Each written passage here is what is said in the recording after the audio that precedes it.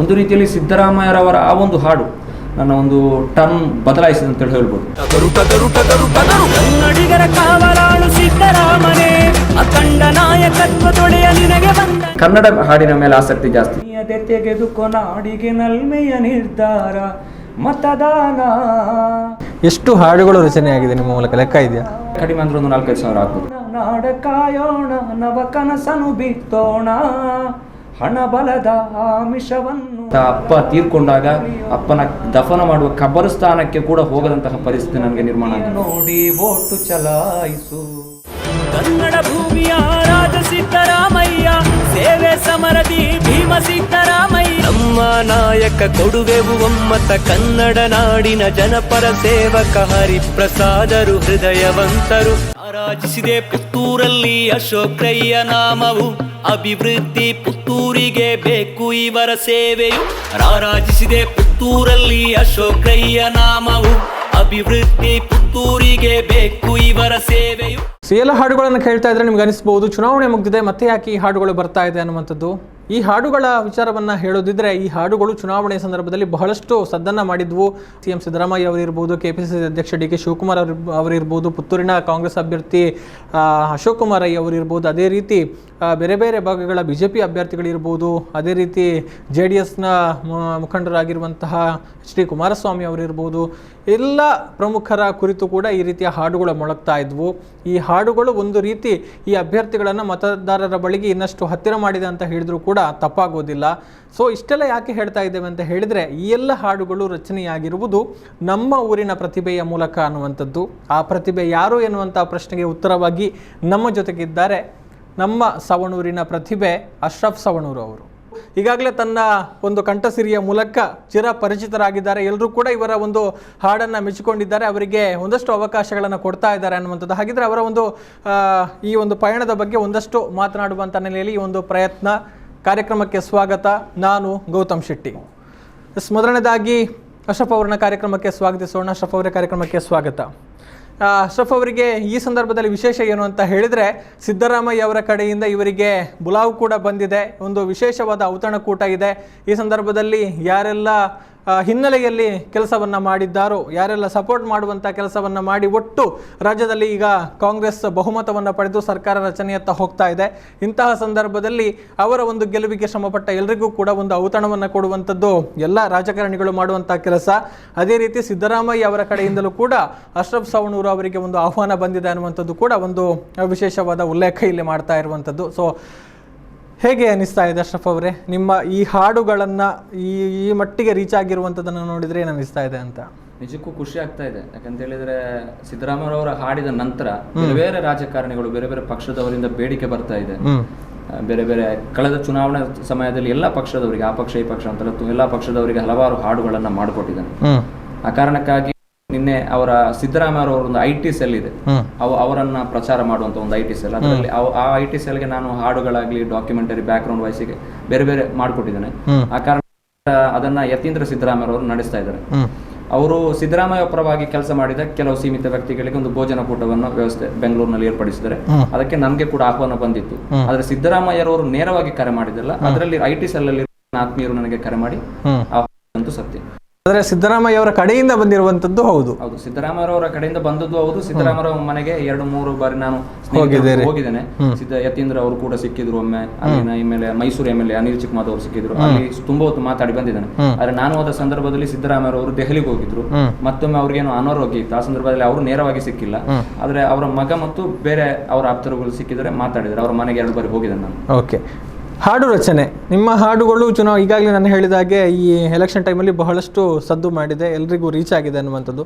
ಹೇಗೆ ಶುರು ಆಯಿತು, ಯಾವಾಗ ಶುರು ಆಗಿದ್ದು ನಿಮ್ಮ ಈ ಒಂದು ಹಾಡುವ ಅಭ್ಯಾಸ ಮತ್ತು ಈ ರಚನೆ ಮಾಡುವಂಥದ್ದು? ಹಾಡು ರಚನೆ ಅಂದಾಗ ನಾನು ಒಬ್ಬ ವ್ಯಕ್ತಿಯನ್ನು ಇಲ್ಲಿ ನೆನೆಸ್ಕೊಳ್ಳೇಬೇಕು. ಯಾಕಂತ ಹೇಳಿದ್ರೆ ಈ ವೈರಲ್ ಆದ ಸಿದ್ದರಾಮಯ್ಯ ಅವರ ಟಗರು ಸಿದ್ದರಾಮಯ್ಯ ಹಾಡಿನ ರಚನೆ ಅಂತ ಹೇಳಿದ್ರೆ ನಿಜಾಮ್ ಕೊಲಂಬೆ ಅವರ ಆ ಸಾಹಿತ್ಯದಲ್ಲಿ ಅದು ಅಷ್ಟೊಂದು ವೈರಲ್ ಆಗಿದೆ ಅಂತ ಹೇಳ್ಬೋದು. ಯಾಕಂತ ಹೇಳಿದ್ರೆ ನನ್ನ ಅಧಿಕ ವೈರಲ್ ಸಾಂಗ್ಗಳ ಹಿಂದೆ ಸಾಹಿತ್ಯ ಬರೆಯೋರು ಅವರು. ಆಮೇಲೆ ನನ್ನ ಜರ್ನಿ ಅಂತ ಹೇಳಿದ್ರೆ ನನಗೆ ಚಿಕ್ಕ ವಯಸ್ಸಿನಲ್ಲೇ ಒಬ್ಬ ಗಾಯಕನಾಗ್ಬೇಕಂತೇಳಿ ಆಸೆ. ನಮ್ಮ ಕುಟುಂಬದಲ್ಲಿ ಗಾಯನದಲ್ಲಿ ಯಾರು ಕೂಡ ಇಲ್ಲ, ಆದ್ರೆ ನನಗೊಂದು ವೈಯಕ್ತಿಕವಾಗಿ ಆಸೆ. ಆದ್ರೆ ಹಾಡ್ತಾ ಹಾಡ್ತಾ ಕಾರ್ಯಕ್ರಮ ಎಲ್ಲ ಸಣ್ಣ ಪುಟ್ಟ ಸಿಗ್ತಾ ಇತ್ತು.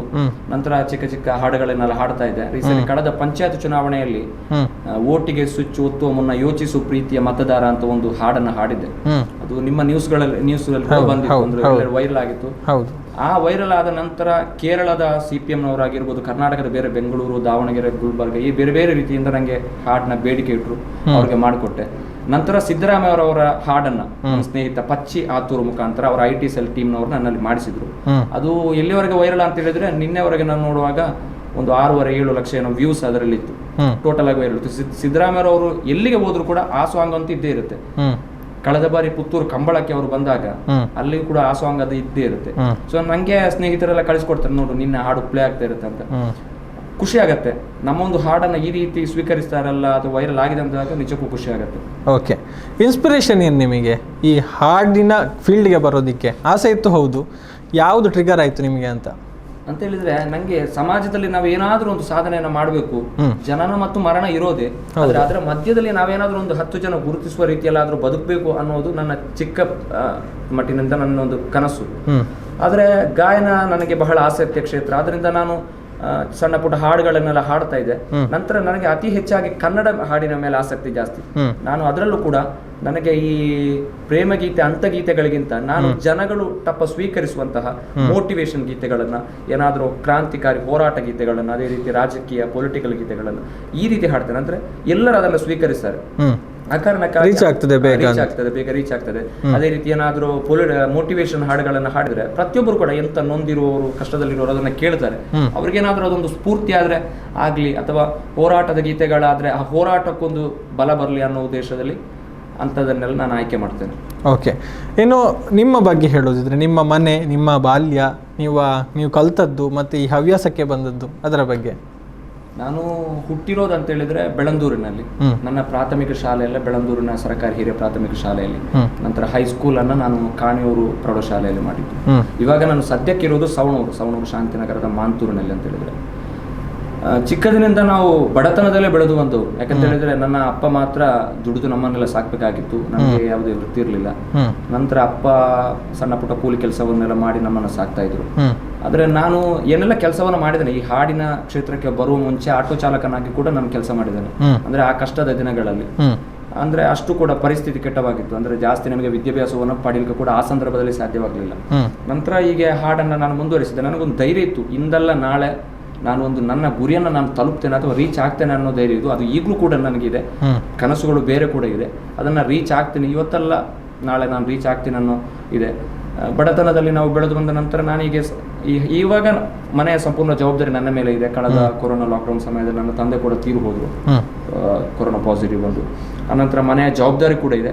ಆ ಜವಾಬ್ದಾರಿಯ ಮಧ್ಯೆ ಕೂಡ ನಾನು ಈ ಹಾಡನ್ನು ಮುಂದುವರಿಸ್ತಾ ಇದೊಂದು ಇವಾಗ ವೃತ್ತಿಯಾಗಿ ನೋಡ್ಕೊತಾ ಇದ್ದೇನೆ. ಓಕೆ, ಇಲ್ಲೇ ಪುತ್ತೂರಿನಲ್ಲಿ ಸ್ಟುಡಿಯೋ ಇದೆ ನಂದು, ಅದನ್ನ ನಡೆಸ್ತಾ ಇದ್ದೇನೆ. ಹೇಗಾಗ್ತಾ ಇದೆ, ಹೇಗೆ ನಡೀತಾ ಇದೆ?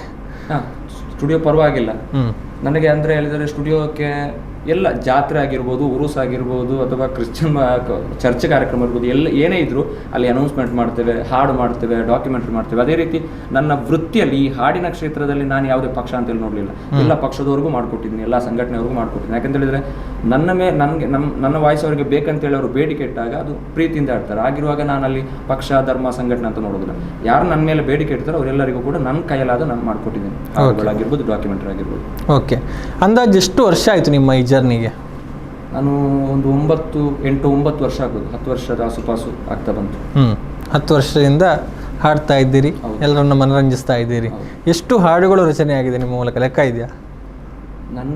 ನಾನಂದ್ರೆ ನಮ್ಮಲ್ಲಿ ಮದುವೆ, ಬರ್ತ್ಡೇ ಇಂಥ ಕಾರ್ಯಕ್ರಮಗಳೆಲ್ಲ ಹಾಡು ಮಾಡಿಸುವಂತ ಒಂದು ಪರಿಪಾಠ ಇದೆ. ಅದು ಒಮ್ಮೆ ಬರ್ತ್ಡೇಗೆ ಮಾಡಿಸುವಾಗ ಅವ್ರು 4-5 ಸಾಂಗ್ ಅನ್ನು ಮಾಡ್ತಾರೆ. ಅದನ್ನೆಲ್ಲ ಲೆಕ್ಕ ಮಾಡಿದ್ರೆ ಕಡಿಮೆ ಅಂದ್ರೆ ಒಂದು 4-5 ಸಾವಿರ ಆಗ್ಬೋದು. 4-5 ಸಾವಿರ ಆಗ್ಬೋದು ಅಂತ ಸಾಂಗ್ ಅನ್ನ ಲೆಕ್ಕ ಮಾಡಿದ್ರೆ. ಪ್ರೊಫೆಷನಲ್ ಸಾಂಗ್ಸ್ ಒಂದು 500ವರೆಗೆ ಆಗ್ಬೋದು ಅಂತ ಭಾವನೆ. ಯಾಕಂತ ಹೇಳಿದ್ರೆ ನಾನು ಯೂಟ್ಯೂಬ್ ಅಲ್ಲಿ ಹಾಕಿದ್ರು ನನ್ನ ಲವ್ ಸಾಂಗ್ಸು ಇದೆ, ಕ್ರಾಂತಿ ಗೀತೆಗಳು ಇದೆ, ಪೊಲಿಟಿಕಲ್ ಗೀತೆಗಳು ಇವೆ, ಎಲ್ಲ ಇದೆ. ಬೇರೆ ಬೇರೆ ರಾಜಕಾರಣಿಗಳಿಗೆ, ನಮ್ಮ ದಕ್ಷಿಣ ಕನ್ನಡ ಜಿಲ್ಲೆಯಲ್ಲೂ ಕೂಡ ಹಲವು ರಾಜಕಾರಣಿಗಳಿಗೆ ನಾನು ಮಾಡಿಕೊಟ್ಟಿದ್ದೇನೆ. ಕೆಲವು ರಾಜಕಾರಣಿಗಳು ನೇರವಾಗಿ ಅವರೇ ಕರೆ ಮಾಡಿಸುದು ಇದೆ. ಯಾರಿಗೆಲ್ಲ ಮಾಡಿದ್ದೀರಿ, ಲಿಸ್ಟ್ ಹೇಳ್ಬೋದಾ ಅಂತ? ನಮ್ಮ ದಕ್ಷಿಣ ಕನ್ನಡ ಜಿಲ್ಲೆಗೆ ಸಂಬಂಧಪಟ್ಟು UT ಖಾದರ್ ಅವರಿಗೆ ಮಾಡಿದ್ದಾನೆ, ಇನಾಯತ್ ಅಲಿ ಅವರಿಗೆ ಮಾಡಿದ್ದಾನೆ, ರಮನಾಥ್ ರೈ ಅವರಿಗೆ ಮಾಡಿದ್ದಾನೆ, ಪುತ್ತೂರಿನಲ್ಲಿ ಅಶೋಕ್ ರೈಗೆ ಮಾಡಿದ್ದಾನೆ. ಅದರಲ್ಲಿ ಹಾಸನದಲ್ಲಿ ಹೋದ್ರೆ JDS ನ ಎಚ್ ಡಿ ರೇವಣ್ಣ ಅವ್ರಿಗೆ ಮಾಡಿದ್ದಾನೆ, ಅರಕ್ಕಲಗೂಡಿನಲ್ಲಿ ಎ ಮಂಜು ಅವ್ರಿಗೆ ಮಾಡಿದ್ದಾನೆ. ಆ ಕಡೆ ನಿಮ್ಮ ಬಬಲೇಶ್ವರದಲ್ಲಿ ಬಿಜೆಪಿಯ ವಿಜುಗೌಡ ಪಾಟೀಲ್ಗೆ ಮಾಡಿದ್ದಾನೆ. ಬೆಂಗಳೂರಿನಲ್ಲಿ ಬೈರತಿ ಬಸವರಾಜ್ ಅವ್ರಿಗೆ ಮಾಡಿದ್ದಾನೆ. ಚಿಕ್ಕಬಳ್ಳಾಪುರದಲ್ಲಿ ವಿನಯ್ ಶ್ಯಾಮ್ ಅವ್ರಿಗೆ ಮಾಡಿದ್ದಾನೆ. ಆಮೇಲೆ ಚಿಕ್ಕಬಳ್ಳಾಪುರದ ಗೌರಿಬಿದನೂರಿನಲ್ಲಿ ಶಿವಶಂಕರ್ ರೆಡ್ಡಿ ಅವ್ರಿಗೆ ಮಾಡಿದ್ದಾನೆ. ಈ ರೀತಿ ತುಂಬಾ ಜನರಿಗೆ ಮಾಡಿದ್ದಾನೆ. ಇನ್ನೂ ಕೂಡ ಇದೆ, ಕೆಲವೊಂದು ಮರ್ತೋಗಿದೆ. ಓಕೆ, ಹೇಗೆ ರೆಸ್ಪಾನ್ಸ್ ಒಳ್ಳೇದಿದೆ. ಅವರು ಕೆಲವೊಮ್ಮೆ ನಾನು ಸಿದ್ದರಾಮಯ್ಯರವರು ಸಾಂಗ್ ಮಾಡಿದ ನಂತರ, ಅದು ವೈರಲ್ ಆದ ನಂತರ, ಕೆಲವರಿಗೆ ನಾನು ಯಾವ ಟ್ಯೂನ್ಗಳನ್ನ ಹೇಳಿದ್ರು ಅವ್ರಿಗೆ ಅದು ಬೇಡ, ಸಿದ್ದರಾಮಯ್ಯ ಅವ್ರಿಗೆ ಯಾವ ಟ್ಯೂನಲ್ಲಿ ಮಾಡಿದ್ದು ಅದೇ ಟ್ಯೂನಲ್ಲಿ ನಮಗೆ ಬೇಕು, ಅದೇ ಜೋಶಲ್ಲಿ ಬೇಕು, ಪಕ್ಷಾತೀತವಾಗಿ ಎಲ್ಲರೂ ಕೂಡ ಅದೇ ಟ್ಯೂನಲ್ಲಿ ನಮಗೆ ಬೇಕು, ಮತ್ತದೇ ಸಾಹಿತ್ಯ ಬೇಕಂತ ಹೇಳಿದ್ರು. ಒಂದು ರೀತಿಯಲ್ಲಿ ಸಿದ್ದರಾಮಯ್ಯರವರ ಆ ಒಂದು ಹಾಡು, ಫಸ್ಟ್ ಬಂದಂತಹ ನಿಜಾಮ್ ಕೊರಂಬೆ ಸಾಹಿತ್ಯದಲ್ಲಿ ಬಂದ ಆ ಒಂದು ಹಾಡು ನನ್ನ ಒಂದು ಟರ್ನ್ ಬದಲಾಯಿಸಿದೆ ಅಂತೇಳಿ ಹೇಳ್ಬೋದು, ದಿಕ್ಕನ್ನೇ ಬದಲಾಯಿಸಿದೆ ಅಂತ ಹೇಳಿದ್ರು. ಓಕೆ, ಎಷ್ಟು ಖುಷಿ ಇದೆ ಈಗ? ಖಂಡಿತವಾಗ್ಲೂ ಖುಷಿ ಇದೆ. ಯಾಕಂತ ಹೇಳಿದ್ರೆ ಇವಾಗ ಎಲ್ಲೆಡೆ ಆ ಹಾಡನ್ನೆಲ್ಲಾದರೂ ಪ್ಲೇ ಮಾಡಿದರೆ, ಚುನಾವಣಾ ವಾಹನಗಳಲ್ಲಾಗಲಿ ಅಥವಾ ಈ ಥರ ಎಲ್ಲಾದರೂ ಪ್ಲೇ ಮಾಡಿದರೆ, ನಾನಿಲ್ಲಿ ನನ್ನ ಸ್ನೇಹಿತರು ಮತ್ತು ನಾವಿಲ್ಲಿ ಊಟ ಮಾಡ್ತಾ ಇದ್ದೆವು, ನಾವು ಅಲ್ಲಿ ನಮ್ಮಷ್ಟಕ್ಕೆ ಊಟ ಮಾಡ್ತಾ ಇದ್ದೀವಿ, ಹೊರಗಡೆ ಅಲ್ಲಿ ಒಂದು ಕಡೆ ಆ ಹಾಡನ್ನು ಪ್ಲೇ ಮಾಡ್ತಾ ಇದ್ದಾರೆ. ನಿಜಕ್ಕೂ ಖುಷಿ ಆಗುತ್ತೆ ನಮಗೆ. ಅಂದರೆ ಸ್ನೇಹಿತರೆಲ್ಲ ಬೇರೆ ಬೇರೆ ಕಡೆ ವಿಡಿಯೋ ಪ್ಲೇ ಆಗುವಾಗ ವಿಡಿಯೋ ಮಾಡಿ ಕಳಿಸ್ತಾರೆ. ಫಸ್ಟು ಅಂದರೆ ಇವಾಗ ರಾಜ್ಯ ಮಟ್ಟದ 2-3 ಚಾನಲ್ಗಳಲ್ಲಿ ಕೂಡ ಬಂತು. ಮೊನ್ನೆ ರಿಸಲ್ಟ್ ದಿನ ಬಂತು, ಸಿದ್ದರಾಮಯ್ಯ ಅವರ ಸಿದ್ದರಾಮೋತ್ಸವ ದಿನದಂದು 2-3 ಚಾನಲ್ಗಳಲ್ಲಿ ಬಂತು, ಎರಡು ವೈರಲ್ ಆಯಿತು. ಇವಾಗ ಆ ಹಾಡನ್ನು ಎಲ್ಲಿ ಪ್ಲೇ ಮಾಡಿದ್ರು ಕಶ್ಯಪ್ ಸವಣೂರು ಅಂತ ಗುರುತಿಸುವ ಮಟ್ಟಿಗೆ ಆ ಹಾಡು ರೀಚ್ ಆಗಿದೆ. ಓಕೆ, ಸೊ ನಿಮಗೆ ವೈಯಕ್ತಿಕವಾಗಿ ಖುಷಿ ಇದೆ ಅದರ ಬಗ್ಗೆ? ಖಂಡಿತ ಖುಷಿ ಇದೆ. ಮನೆಯವರು ಕೂಡ ಖುಷಿ ಇದ್ದಾರೆ. ಮನೆಯವರು ನಾನು ಬ್ಯಾಂಗ್ಳೂರೆಲ್ಲ ಹೋದಾಗ ಮೊನ್ನೆ ಹಾಡು ವೈರಲ್ ಆದಾಗಲೂ ಕೂಡ ಅವರೇ ನನಗೆ ಕಳಿಸ್ತಾರೆ, ನೋಡು ಹಾಡು ವೈರಲ್ ಆಗ್ತಾ ಇದೆ, ಅಲ್ಲಿ ಪ್ಲೇ ಮಾಡ್ತಾ ಇದ್ದಾರೆ ಅಂತೇಳಿ. ಅಲ್ಲಿ ನಮ್ಮ ಊರಿನಲ್ಲಿ ಕೂಡ ಗಾಡಿಯಲ್ಲೆಲ್ಲ ಚುನಾವಣಾ ಪ್ರಚಾರದ ಹೋಗುವಾಗ ಕೆಲವೊಮ್ಮೆ ನನ್ನ ಗಾಡಿ ಇದ್ರೆ ಅವರೇ ಹೇಳ್ತಾರೆ, ಇಲ್ಲಿನ ಗಾಡಿ ಪ್ಲೇ ಆಗ್ತಾ ಹೋಗ್ತಾ ಇದೆ ಅಂತ. ಓಕೆ, ಸೊ ಎಲ್ಲರೂ ಕೂಡ ಖುಷಿ ಪಡ್ತಾ ಇದ್ದಾರೆ. ಅದೇ ರೀತಿ ನಮ್ಮ ಫ್ಯಾಮಿಲಿಯ ಸಪೋರ್ಟ್ ಕೂಡ, ಹಾಡಿನ ಬಗ್ಗೆ ನನಗೆ ಸಪೋರ್ಟ್ ಇದೆ. ಅಂದ್ರೆ ಅವ್ರಿಗೆ ಭರವಸೆ ಇದೆ, ಇವನು ಏನಾದರೂ ಒಂದು ಮಾಡ್ತಾನೆ ಅನ್ನೋ ಭರವಸೆ ಇದೆ. ಅದೇ ರೀತಿ ಮುಖ್ಯವಾಗಿ ಹೇಳ್ಬೇಕಂತ ಹೇಳಿದ್ರೆ ನನ್ನ ಸ್ನೇಹಿತ ವರ್ಗ, ಖಂಡಿತ ಸ್ನೇಹಿತರು ನನ್ನ ಈ ಒಂದು ಯಶಸ್ವಿನಲ್ಲಿ ಅವರು ಬಹುಮುಖ್ಯ ಪಾತ್ರ ಇದೆ ಅಂತೇಳಿ ಹೇಳ್ಬೋದು. ಯಾಕಂತ ಹೇಳಿದ್ರೆ ಎಲ್ಲ ರೀತಿಯಲ್ಲೂ ನನಗೆ ಏನು ಎಲ್ಲಿಯಾದರೂ ಹೋಗ್ಲಿಕ್ಕೆ ಇದ್ರೆ ನನ್ನ ಜೊತೆ ಬರೋರಾಗಿರ್ಬೋದು, ಪ್ರೋಗ್ರಾಮ್ ಇದ್ರೆ, ಅದೇ ರೀತಿ ಹಾಡಿನ ಸಪೋರ್ಟರ್ಸ್ ಇದ್ರೆ, ಎಲ್ಲ ರೀತಿಯಲ್ಲೂ ಕೂಡ ಅವ್ರು ಸಪೋರ್ಟ್ ಮಾಡುತ್ತಾರೆ. ಓಕೆ, ಅಂತ ಸ್ನೇಹಿತರ ಬಳಗ ಎಷ್ಟಿದೆ, ಎಷ್ಟು ದೊಡ್ಡದಿದೆ ಅಂತ? ಇದೆ, ತುಂಬಾ ಇದೆ. ಇಲ್ಲಿ ನೋಡಿ, ಇಬ್ರು ಬಂದಿದ್ದಾರೆ, ಮಂಚು ಮತ್ತು ಬಾತಿ. ಅದೇ ರೀತಿ ಎಲ್ಲರೂ ಕೂಡ ನನಗೆ ಹಾಡಿನ ರಚನೆ ವಿಷಯ ಆಗಿಲ್ಲ ಅಥವಾ ಹಾಡು ರಿಲೀಸ್ ಇದ್ರೆ 2 ಸಾಂಗ್ ಅನ್ನು ಸ್ವತಃ ಸಿದ್ದರಾಮಯ್ಯ ಅವರ ಮನೆಯಲ್ಲೇ ರಿಲೀಸ್ ಮಾಡಿದ್ರು, ಮಾಧ್ಯಮದವರು ಎದುರು. ಆಮೇಲೆ ಕುಮಾರಸ್ವಾಮಿ ಅವರ ಸಾಂಗ್ ಅನ್ನು ಕೂಡ ಅವರ ಸದಾಶಿವನಗರದ JDS ಆಫೀಸಲ್ಲಿ ಮತ್ತು ಮನೆಯಲ್ಲಿ ರಿಲೀಸ್ ಮಾಡಿದ್ರು. ಅದ್ರ ಜೊತೆಗೆ ಕೂಡ ನನ್ನ ಸ್ನೇಹಿತರೆಲ್ಲ ಬಂದಿದ್ರು. ಎಲ್ಲ ರೀತಿಯಲ್ಲೂ ಕೂಡ ನನಗೆ ಬೆನ್ನೆಲುಬಾಗಿ ನಿಂತವರು ಸ್ನೇಹಿತರು ಅಂತೇಳಿ ಹೇಳ್ಬೋದು. ಓಕೆ, ಯಾಕಂತ ಹೇಳಿದ್ರೆ ಒಬ್ಬನಿಗೆ ಯಾವುದನ್ನು ಕೂಡ ರೀಚ್ ಆಗ್ಲಿಕ್ಕೆ ಸಾಧ್ಯ ಆಗೋದಿಲ್ಲ, ಸಪೋರ್ಟರ್ಸ್ ಬೇಕು ನಮಗೆ. ಆ ಸಪೋರ್ಟರ್ಸ್ ಇದ್ರೆ ಮಾತ್ರ ರೀಚ್ ಆಗ್ಲಿಕ್ಕೆ ಸಾಧ್ಯ ಆಗೋದು. ಅಂತ ಸಪೋರ್ಟರ್ಸ್ ನನ್ನಲ್ಲಿ ಇರುವ ಕಾರಣ, ನನ್ನ ಸ್ನೇಹಿತ ವರ್ಗ ಇರುವ ಕಾರಣ ಅಷ್ಟು ಸಕ್ಸಸ್ ಆಗಿದೆ ಅಂತ ಹೇಳ್ಬೋದು. ಓಕೆ, ಆ ಬಗ್ಗೆ ಖುಷಿ ಇದೆ ನಿಮಗೆ? ಖುಷಿ, ಸಪೋರ್ಟ್ ಮಾಡ್ತಾ ಇದ್ದಾರೆ. ಓಕೆ, ನೀವು ಇಷ್ಟರವರೆಗೆ ಒಂದು 9 ವರ್ಷ 10 ವರ್ಷದಿಂದ ಈ ಫೀಲ್ಡಲ್ಲಿ, ಅಂದರೆ ಈ ಗಾಯನದ ಫೀಲ್ಡಲ್ಲಿ ಮುಂದುವರಿಕೊಂಡು ಬಂದಿದ್ದೀರಿ. ನಿಮಗೆ ಒಂದು ಮರೆಯಲಾಗದ ಕ್ಷಣ, ಒಂದು ಮೊಮೆಂಟ್ ಅಂತ ಇದ್ರೆ ಯಾವುದು ಅಂತ? ಮರೆಯಲಾಗದ ಕ್ಷಣ ಅಂತೇಳಿದರೆ ಆ ಒಂದು ನನಗೆ ನಿಜಕ್ಕೂ ನಾನು ಒಂದು ಗ್ರಾಮೀಣ ಪ್ರದೇಶದವನು, ನಾನು ಸಿಟಿ ಪ್ರದೇಶದಲ್ಲಿ ಗೊತ್ತಿರಬೇಕಾದ ವ್ಯಕ್ತಿ ಅಲ್ಲ. ಆದರೆ ಬರೀ ಒಂದು ಹಾಡಿನ ಕಾರಣಕ್ಕೆ ನನ್ನನ್ನು ಇವತ್ತು ಎಲ್ಲಿ ಕೂದ್ರು ಕೂಡ ಕೆಲವೊಮ್ಮೆ ನನಗೆ ವ್ಯಕ್ತಿಗಳ ಪರಿಚಯ ಇರೋದಿಲ್ಲ. ಆದರೂ ಕೂಡ ನೀವು ಅಶ್ರಫ್ ಸವಣೂರಲ್ವಾ, ನೀವು ಆ ಹಾಡನ್ನು ಹಾಡಿದವರಲ್ಲ. ಮೊನ್ನೆ ಅಶೋಕ್ ರೈ ಅವರ ಹಾಡನ್ನು ಹಾಡಿದಾಗ ಕಬಕ್ಕದಲ್ಲಿ ಇದು ವಿಜಯೋತ್ಸವದಲ್ಲಿ ರ್ಯಾಲಿ ಹೋಗ್ತಾ ಇತ್ತು. ನಾನು ಆ ಸಂದರ್ಭದಲ್ಲಿ ಹೋಗುವಾಗ 2-3 ಬಂದು ನೀವೆಲ್ಲ ಹಾಡಿದ್ದು ಅಂತೇಳಿ ಕೈ ಕೊಟ್ಟು ಮಾತಾಡ್ತಾರಲ್ಲ, ಅವ್ರು ನಿಜಕ್ಕೂ ಖುಷಿ ಆಗುತ್ತೆ. ಯಾಕಂತ ಹೇಳಿದ್ರೆ ನಮ್ಮೊಂದು ಧ್ವನಿಯ ಕಾರಣಕ್ಕೆ, ನಮಗೆ ಭಗವಂತ ಕೊಟ್ಟ ಅನುಗ್ರಹ ಅಂತೇಳಿ ಹೇಳ್ಬೋದು ಆ ಧ್ವನಿ. ಆ ಕಾರಣಕ್ಕೆ ನಮ್ಮನ್ನು ಇವತ್ತೊಂದು 10 ಜನ ಗುರುತಿಸ್ತಾರೆ ಅಂತ ಹೇಳಿದ್ರೆ ಅದಕ್ಕೂ ನಿಜಕ್ಕೂ ಕೂಡ ನಾವು ಯಾವತ್ತಿಗೂ ಅಭಿಮಾನ ಪಡುವಂತಹ ಒಂದು ವಿಷಯ, ಖುಷಿ ಪಡುವಂಥದ್ದು, ಖಂಡಿತ ಖುಷಿ ಪಡುವಂಥದ್ದು. ಅದೇ ರೀತಿ ತುಂಬ ನೋವು ಕೊಟ್ಟ ಸಂದರ್ಭ ಯಾವುದಾದ್ರೂ ಇದೆಯಾ? ನೋವು ಕೊಟ್ಟ ಗಾಯನ ಕ್ಷೇತ್ರಕ್ಕೆ ಸಂಬಂಧಪಟ್ಟಂತೆ ಅಷ್ಟು ಏನಿಲ್ಲ, ಆದರೆ ಜೀವನದಲ್ಲಿ ನೋವು ಕೊಟ್ಟಂತಹ ವಿಷಯ ಇದೆ. ಕಳೆದ ಬಾರಿ ಕೊರೋನಾ ಸಮಯದಲ್ಲಿ ನಾನು ಕೂಡ ಕೊರೋನಾ ಪಾಸಿಟಿವ್ ಆಗಿ ಆ ಒಂದು 2 ತಿಂಗಳು ಅನುಭವಿಸಿದ ಯಾತನೆ, ಅದೇ ರೀತಿ ನಮ್ಮ ಅಪ್ಪ ತೀರ್ಕೊಂಡಾಗ ಸ್ವತಃ ಕುಟುಂಬಿಕರು ಕೂಡ ಬರದಂತಹ ಒಂದು ಪರಿಸ್ಥಿತಿ, ಅಂತಹ ಒಂದು ಸ್ಥಿತಿ ಯಾರಿಗೂ ಬರಬಾರ್ದು ಅಂತೇಳಿ ನಾನು ಎಂದಿಗೂ ಕೂಡ ಪ್ರಾರ್ಥನೆ ಮಾಡ್ಕೊತಿದ್ದೇನೆ. ಯಾಕಂತ ಹೇಳಿದ್ರೆ 2 ತಿಂಗಳುಗಳ ಕಾಲ ನಾನು ಒಂದು ದಿನ ಕೂಡ ಮನೆಯಲ್ಲೇ ಇದ್ದವನಲ್ಲ. 2 ತಿಂಗಳು ಕೂಡ ಮನೆಯಲ್ಲೇ ಇದ್ದು ಸ್ವತಃ ಅಪ್ಪ ತೀರ್ಕೊಂಡಾಗ ಅಪ್ಪನ ದಫನ ಮಾಡುವ ಕಬರಸ್ಥಾನಕ್ಕೆ ಕೂಡ ಹೋಗದಂತಹ ಪರಿಸ್ಥಿತಿ ನನಗೆ ನಿರ್ಮಾಣ ಆಗಿತ್ತು. ನಾನು ಹೋಗ್ಲಿಲ್ಲ, ಬರೀ ಅಪ್ಪನ ದೂರದಿಂದ ನೋಡಿ ಅವರನ್ನು ದಫನ ಮಾಡುವ ಕಬರಸ್ಥಾನಕ್ಕೆ ಕೂಡ ನಾನು ಹೋಗ್ಲಿಲ್ಲ. ಯಾಕಂತ ಹೇಳಿದ್ರೆ ಅಂಥ ಪರಿಸ್ಥಿತಿ ನನಗೆ ಒಂದಿತ್ತು ಕೊರೋನಾ ಪಾಸಿಟಿವ್ ಆದಾಗ. ಓಕೆ, ಅದು ತುಂಬಾ ನೋವು ಜೀವನದಲ್ಲಿ ಯಾವತ್ತಿಗೂ ಮರೆಯಾದ ಘಟನೆ. ಯಾಕಂತ ಹೇಳಿದ್ರೆ ನಾನು ಅಲ್ಲಿ ಕಬ್ರಸ್ತಾನಕ್ಕೆ ಹೋದ್ರೆ ಅಲ್ಲಿ ಮಸೀದಿಗೆ ದೊಡ್ಡ ತೊಂದರೆ ಆಗುತ್ತೆ ಅದು. ಯಾಕಂತ ಹೇಳಿದ್ರೆ ಆರೋಗ್ಯ ಇಲಾಖೆ ದೊಡ್ಡ ಒಂದು ಸ್ಟ್ರಿಕ್ಟ್ ಇತ್ತು, ಕೊರೋನಾ ಪಾಸಿಟಿವ್ ಆದ್ರೂ ಹೋಗ್ಬಾರ್ದು ಅಂತೇಳಿ. ನನಗೆ ಒಮ್ಮೆ ಪಾಸಿಟಿವ್ ಬಂತು, ಅಪ್ಪ ತೀರ್ಕೊಂಡ ನಂತರ ಮತ್ತೊಮ್ಮೆ ಪಾಸಿಟಿವ್ ಬಂತು. ಆ ಕಾರಣಕ್ಕಾಗಿ ನಾನು ಸುಮಾರು 2 ತಿಂಗಳ ಕಾಲ ಪಾಸಿಟಿವ್ ಆಗಿ ಮನೆಯಲ್ಲೇ ಇದೆ, ಎಲ್ಲೂ ಹೋಗುವಂತಿರ್ಲಿಲ್ಲ. ನನಗೇನಾದರೂ ಬೇಕಿದ್ರೆಲ್ಲ ಸ್ನೇಹಿತರು ಯಾರಾದರೂ ತಂದುಕೊಡ್ತಾ ಇದ್ರು ಅಲ್ಲಿ. ಓಕೆ, ಈಗ ನಿಮಗೆ ಒಟ್ಟು ಒಂದು ಈ ಫೀಲ್ಡಲ್ಲಿ ಒಂದು ಸಪೋರ್ಟರ್ ಅಥವಾ ಒಂದು ರೀತಿ ನಿಮಗೆ ಬ್ಯಾಕ್ ಬೋನ್ ಅಂತ ಇದ್ರೆ ಯಾರಾದರೂ ಇದ್ದಾರೆ ನಿಮಗೆ? ಈಗ ಬ್ಯಾಕ್ ಬೋನ್ ತುಂಬ ಜನ ಇದ್ದಾರೆ ನನಗೆ. ಇವಾಗ ಇಲ್ಲಿವತ್ತು ನಾನು ನೀವು ಇಂಟರ್ವ್ಯೂಗೆ ಕರೆದಾಗ್ಲೂ ನಾನು ಇವರಲ್ಲಿ ಹೇಳಿದೆ ಹೀಗೆ ಕರೆದಿರಂತ, ಅವರೇ ನನಗಿಂತ ಇಂಟ್ರೆಸ್ಟಲ್ಲಿ ಅವರೇ ನನ್ನನ್ನು ಕರ್ಕೊಂಡು ಬಂದು ಅದೇ ರೀತಿ ಪ್ರತಿಯೊಂದು ವಿಷಯಕ್ಕಾಗಲಿ, ಹಾಡಿನ ವಿಷಯಕ್ಕಾಗಲಿ, ಬೇರೆ ಏನು ವಿಷಯ ಇದ್ರೂ ಕೂಡ ಏನು ಅವ್ರಿಗೆ ಹೇಳಿದರೆ ತಕ್ಷಣ ನನಗೆ ಬ್ಯಾಕ್ ಬೋನ್ ಆಗಿ ಅವ್ರು ನಿಲ್ತಾರೆ. ಸಿದ್ದರಾಮಯ್ಯ ಅವರ ಹಾಡು ರಿಲೀಸ್ ಅಥವಾ ಕುಮಾರಸ್ವಾಮಿ ಅವರ ಹಾಡು ರಿಲೀಸ್ಗೆ ನನಗೆ ಬ್ಯಾಂಗ್ಳೂರ್ಗೆ ಆಹ್ವಾನ ಬಂದಾಗ ನನ್ನ ಜೊತೆ ಬಂದವರು ಇವರು, ಮಂಚು ಆಗಿರ್ಬೋದು ಅಥವಾ ಅನ್ಸಾರ್ ಆಗಿರ್ಬೋದು, ಹೀಗೆ ತುಂಬ ಜನ ನನಗೆ ಎಲ್ಲ ರೀತಿಯಲ್ಲೂ ಕೂಡ ಸಪೋರ್ಟ್ ಮಾಡ್ತಾರೆ. ಹೆಸರು ಹೇಳಿದರೆ 1-2 ಅಂತಲ್ಲ, ತುಂಬ ಜನ ಇದ್ದಾರೆ, ಅದರಲ್ಲಿ ಹೇಳಿಕ್ಕಿಲ್ಲ. ಅದರಲ್ಲೂ ಕೂಡ ಪೆನ್ ಪಾಯಿಂಟ್ ಅನ್ನೋ ಒಂದು ಸ್ಪೆಷಲ್ ಟೀಮ್ ನನಗೆ ಎಲ್ಲ ರೀತಿಯಲ್ಲೂ ಕೂಡ ನಾನು ಏನು ಮಾಡಿದರೂ ಕೂಡ ನನಗೆ ಬ್ಯಾಕ್ ಬೋನ್ ರೀತಿಯಲ್ಲಿ ಸಪೋರ್ಟ್ ಮಾಡ್ತಾ ಇತ್ತು. ಓಕೆ, ಈಗ ಮುಂದಕ್ಕೆ ನಿಮ್ಮ ಡ್ರೀಮ್, ನಿಮ್ಮ ಕನಸು? ನನಗೆ ಚಿಕ್ಕದಿನಿಂದಲೇ ಈ ಗಾಯನ ಕ್ಷೇತ್ರ ಮತ್ತು ರಾಜಕೀಯ ಕ್ಷೇತ್ರ ಬಹಳ ಆಸಕ್ತಿಯ ಕ್ಷೇತ್ರ. ರಾಜಕೀಯ ಕ್ಷೇತ್ರ ಕೂಡ ಬಹಳ ಆಸಕ್ತಿಯ ಕ್ಷೇತ್ರ. ಆದರೆ ಸಕ್ರಿಯವಾಗಿ ನಾನು ಇಲ್ಲಿ ತೊಡಗಿಸಿಕೊಂಡಿಲ್ಲ, ಆದರೆ ಅದೊಂದು ಆಸಕ್ತಿಯ ಕ್ಷೇತ್ರ ಹೌದು. ನನಗೆ ಈ ಕ್ಷೇತ್ರ ಮತ್ತು ಆ ಕ್ಷೇತ್ರ ಎರಡರಲ್ಲೂ ಕೂಡ ಏನಾದರೂ ಒಂದು ದೊಡ್ಡ ಮಟ್ಟದಲ್ಲೆಲ್ಲ ಸಣ್ಣ ಅಳಿಲು ಸೇವೆ ಆದರೂ ಮಾಡಬೇಕು ಅನ್ನೋ ಆಸೆ ಇದೆ. ಖಂಡಿತವಾಗಿ ಅಲ್ಲಿಗೆ ನಾನು ರೀಚ್ ಆಗ್ತೀನಿ ಅನ್ನೋ ವಿಶ್ವಾಸ ಅಂತೂ ನನಗಿದೆ. ಆಮೇಲೆ ಎಲ್ಲ ಭಗವಂತನ ಇಚ್ಛೆ ಅಂತ ಭಾವಿಸ್ಕೊಂಡಿದೆ. ಓಕೆ, ಎರಡರಲ್ಲೂ ಸಾಧನೆ ಮಾಡಬೇಕು ಅಂತ ಇದೆ. ಗಾಯನ ಕ್ಷೇತ್ರದಲ್ಲಿ ಏನೂ ಅಲ್ಲದೆ ನಾನು ಒಂದು 10 ಜನ ಆದರೂ ಗುರುತಿಸುವ ಮಟ್ಟಿಗೆ ರೀಚ್ ಆಗಿದ್ದೀನಿ ಅನ್ನೋ ನಂಬಿಕೆ ಇದೆ ನನಗೆ. ಅದರ ಜೊತೆಗೆ ಇನ್ನೂ ಕೂಡ ಏನೇನೋ ಕನಸುಗಳಿವೆ, ಅಂದರೆ ಅದನ್ನು ಸಾಧನೆ ಮಾಡ್ತೀನಿ, ರೀಚ್ ಆಗ್ತೀನಿ ಅನ್ನೋ ನಂಬಿಕೆ ಕೂಡ ನನಗೆ ಅಷ್ಟಿದೆ. ಯಾಕಂತ ಹೇಳಿದರೆ ನನಗೆ ಸಪೋರ್ಟ್ ಮಾಡುವಂತಹ, ನನಗೆ ಎಲ್ಲ ರೀತಿಯಲ್ಲೂ ಕೂಡ ಬೆಂಬಲವಾಗಿ ನಿಲ್ಲುವಂತಹ ಒಂದು ಸ್ನೇಹಿತರ ಪಡೆ ನನ್ನ ಜೊತೆ ಇದೆ. ಆ ಕಾರಣಕ್ಕಾಗಿ ನಾನು ಯಾವುದಕ್ಕೂ ಭಯಪಡೋದಿಲ್ಲ. ಖಂಡಿತವಾಗಿ ಅವರ ಸಪೋರ್ಟ್ ಇರುವ ಕಾರಣಕ್ಕೆ ನಾನು ನನ್ನ ಗುರಿಯನ್ನು ರೀಚ್ ಆಗ್ತೀನಿ ಅನ್ನೋ ವಿಶ್ವಾಸ ಕೂಡ ಇದೆ ನನಗೆ. ಓಕೆ, ಈಗ ಬೇರೆ ಪ್ರಾಜೆಕ್ಟಿನದ್ದು ಏನಾದರೂ ಕನಸಿದೆಯಾ ಅಥವಾ ಏನಾದರೂ ಪ್ಲ್ಯಾನ್ ಮಾಡ್ಕೊಂಡಿದ್ದೀರಾ ವರ್ಕಿಗೆ ಸಂಬಂಧಪಟ್ಟ ಹಾಗೆ? ವರ್ಕಿಗೆ ಗಾಯನ ಕ್ಷೇತ್ರದನ್ನ ಇದನ್ನು ನಾನು ಕಂಟಿನ್ಯೂ ಮಾಡ್ತಾ ಇರ್ತೀನಿ ಹೆಂಗಿದ್ರೆ. ಯಾಕಂತ ಹೇಳಿದ್ರೆ ನನಗೆ ಒಂದು ದಿನ ಆದರೂ ಇದು ಅನ್ನ ಕೊಟ್ಟಿದೆ ಅನ್ನುವಾದ ಆ ಒಂದು ನನಗೆ ಋಣ ಇದೆ ಅದರ ಮೇಲೆ. ಆ ಕಾರಣಕ್ಕಾಗಿ ನಾನು ಅದನ್ನ ಮುಂದುವರಿಸ್ತೀನಿ. ಆಮೇಲೆ ಪ್ರಾಜೆಕ್ಟ್ಗಳು ನನಗೆ ಬರ್ತಾ ಇದೆ. ವಿಜಯೋತ್ಸವ ಸಾಂಗ್ ಕೂಡ ತುಂಬಾ ಬಂದಿದೆ. ಆಮೇಲೆ ಪೊಲಿಟಿಕಲ್ ಇದು ಬೇರೆ ಬೇರೆ ರಾಜಕೀಯ ವ್ಯಕ್ತಿಗಳದ್ದು ಬರ್ತಾ ಇದೆ. ಇತ್ತೀಚೆಗೆ ಇದೆಲ್ಲ ವೈರಲ್ ಆದ ನಂತರ ಆಲ್ಬಮ್ ಸಾಂಗ್ಸ್ ಕೂಡ ನನಗೆ ಬರ್ತಾ ಇದೆ. ಆದ್ರೆ ರೀಸೆಂಟ್ ಎಲೆಕ್ಷನ್ ಟೈಮಲ್ಲಿ ನಾನು ಯಾವ್ದು ಕೂಡ ತೆಗ್ದಿರಲಿಲ್ಲ. ಯಾಕಂತ ಹೇಳಿದ್ರೆ ಸ್ವಲ್ಪ ಬಿಸಿ ಇದೆ. ಇವಾಗ ನಾನು ಒಬ್ಬನೇ ಇರೋದು, ಹಾಡಬೇಕು, ನಾನೇ ವೋಕಲ್ ತೆಗೆದು ಮಿಕ್ಸಿಂಗ್ ಮಾಡೋದೆಲ್ಲ ನನಗೆ ಕಷ್ಟ ಆಗುತ್ತೆ. ಹಂಗೆ ನನ್ನ ಟೈಮ್ಗೆ ಅನುಸಾರವಾಗಿ ನಾನು ತೆಗಿತೀನಿ. ಓಕೆ, ಎಲ್ಲಿ ಮಾಡ್ತೀರಿ ವರ್ಕ್ ಎಲ್ಲ? ನಿಮ್ಮದೇ ಸ್ಟುಡಿಯೋದಲ್ಲಿ ಮಾಡ್ತೀರಾ ಅಥವಾ ಹೇಗೆ ಬೇರೆ ಸಪೋರ್ಟ್ ಹೆಲ್ಪ್ ಏನಾದರೂ ತಗೊಳ್ತೀರಾ? ಇಲ್ಲ, ಸ್ಟುಡಿಯೋದಲ್ಲಿ ಮೊದಲು ನನ್ನ ಸ್ನೇಹಿತ ಇದೆ, ಇವಾಗ ಅವನಲ್ಲಿ ಬೆಂಗಳೂರಿನಲ್ಲಿದ್ದಾನೆ. ಇವಾಗ ನಾನೇ ವೋಕಲ್ ಎಲ್ಲ ತೆಗೆಯೋದು ನಾನೇ, ನಾರ್ಮಲ್ ಮಿಕ್ಸಿಂಗ್ ಕೂಡ ನಾನೇ ಮಾಡ್ತೀನಿ. ಪ್ರೊಫೆಷನಲ್ ಹಾಡುಗಳೇನಾದರೂ ಇದ್ರೆ ಹೊರಗಡೆ ಮಿಕ್ಸಿಂಗ್ ನಾನು ಕಳಿಸ್ಕೊಡ್ತೀನಿ. ನಾರ್ಮಲ್ ಸಾಧಾರಣವಾದ ನನ್ನ ಎಲ್ಲ ಹಾಡುಗಳು, ರಾಜಕೀಯ ಹಾಡುಗಳಾದರೂ ನಾನೇ ಹಾಡುವುದು ಕೂಡ ನಾನೇ. ಆಮೇಲೆ ಲಿರಿಕ್ಸ್ ಮಾತ್ರ ಬೇರೆಯವರು ಬರೀತಾರೆ.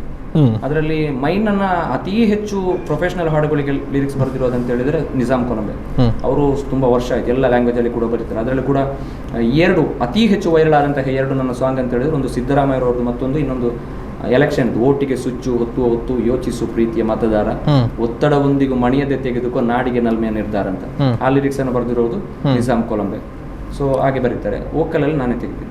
ಓಕೆ, ಹಾಡು ಬಿಟ್ಟು ಬೇರೆ ನಿಮ್ಮ ಆಸಕ್ತಿಯ ಕ್ಷೇತ್ರಗಳು ಯಾವುದೆಲ್ಲ? ಹಾಬೀಸ್ ಆಗಿರ್ಬೋದು ಅಥವಾ ನಿಮ್ಮ ಇಷ್ಟದ ಫೀಲ್ಡ್ಸ್ ಆಗಿರ್ಬೋದು, ಏನೆಲ್ಲ ಮಾಡ್ತೀರಿ ಬೇರೆ? ನಾನು ಈ ಹಾಡಿನ ಜೊತೆಗೆ, ಹಾಡಿನಲ್ಲಿ ಇರುವಾಗಲೇ ಸಣ್ಣ ಪುಟ್ಟ ಸಾಮಾಜಿಕ ಸೇವೆಯನ್ನ ಮಾಡ್ತಾ ಇದ್ದೆ. ಅಂದ್ರೆ ಕ್ರೌಡ್ ಫಂಡಿಂಗ್ ಮುಖಾಂತರ ಈಗಲೂ ಕೂಡ ನನಗೆ ಮದುವೆ ಇನ್ನಿತರ ಅರ್ಜಿಗಳೆಲ್ಲ ಬರ್ತದೆ. ನಾನು ಬರೀ ಒಂದು ಸ್ಟೇಟಸ್ ಅನ್ನ ಹಾಕಿ, ಏನಿಲ್ಲ ಅಂದ್ರೂ ನೈಟ್ ಸ್ಟೇಟಸ್ ಹಾಕಿದ್ರೆ ಬೆಳಿಗ್ಗೆ ಆಗುವಾಗ ಒಂದು 15,000 ರೂಪಾಯಿ ಕಲೆಕ್ಷನ್ ಮಾಡಿ ಎಷ್ಟೋ ಮದುವೆ ಅವರಿಗೆ ನಾನು ಕೊಟ್ಟಿದ್ದೇನೆ. ಯಾರಲ್ಲೂ ಕೇಳಿಲ್ಲ, ಬರೀ ನನ್ನ ಸ್ಟೇಟಸ್ ಹಾಕಿ ಅಂದ್ರೆ ಒಂದು ಮದುವೆಗೆ ಬೇಕಾದ ಚಿಕನ್ ಫಂಡ್ ಅನ್ನ ಕಂಪ್ಲೀಟ್ ನನ್ನ ಹಣದಿಂದ ನಮ್ಮ ಕ್ರೌಡ್ ಫಂಡಿಂಗ್ ಮಾಡಿ ಕೊಡ್ತೇನೆ. ಅದೇ ರೀತಿ 1-2-3 ಕ್ಯಾನ್ಸರ್ ಪೇಷಂಟ್ಗಳಿಗೆ, ಕಿಡ್ನಿ ಪೇಷಂಟ್ಗಳಿಗೆ ಕ್ರೌಡ್ ಫಂಡಿಂಗ್ ಮಾಡಿ ಕಳೆದ ಬಾರಿ ಒಂದು ಕೆಮ್ಮಾಯಿ ಒಂದು ಪೇಷಂಟ್ಗೆ 6 ಲಕ್ಷ ರೂಪಾಯಿ ಮಾಡಿಕೊಟ್ಟಿದೆ 48 ಗಂಟೆಗಳಲ್ಲಿ ಕ್ರೌಡ್ ಫಂಡಿಂಗ್ ಮುಖಾಂತರ. ಆದರೆ ನನ್ನ ಹಣ ಅಲ್ಲ, ಬಟ್ ನಾನು ಅದರ ಜವಾಬ್ದಾರಿಯನ್ನು ತೆಗೆದು ಈಗಲೂ ಕೂಡ ಯಾರಾದರೂ ಕೇಳೋದಾದ್ರೆ ನನ್ನ ಸ್ಟುಡಿಯೋದಲ್ಲಿ ಅದರ ಕಂಪ್ಲೀಟ್ ಡಾಕ್ಯುಮೆಂಟ್ರಿ ಇದೆ, ಎಷ್ಟು ಹಣ ಬಂದಿದೆ, ಅದರಲ್ಲಿ ಎಷ್ಟು ಖರ್ಚಾಗಿದೆ ಅಂತ. ಅದರಲ್ಲಿ ಏನಾದರೂ ಅಕೌಂಟ್ಗೆ ಖರ್ಚಾದರೆ ಅದು ವೈಯಕ್ತಿಕವಾಗಿ ನಾನು ಹಾಕಿ ಈ ಕ್ರೌಡ್ ಫಂಡಿಂಗ್ ಹಣವನ್ನು ಒಂದು ಸ್ವಲ್ಪ ಆಚೆ ಈಚೆ ಆಗದ ರೀತಿಯಲ್ಲಿ ನಾನು ನೋಡ್ಕೊಳ್ತೇನೆ.